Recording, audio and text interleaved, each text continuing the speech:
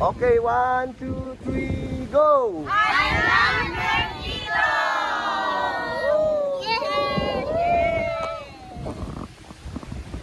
I love Mexico!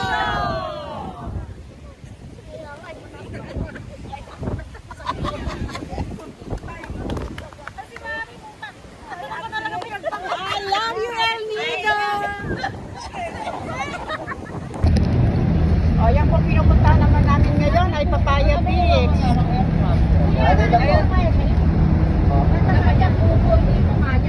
Papaya Beach. Latest po kasi ma'am, parang ginawa siya plantation ng papaya po.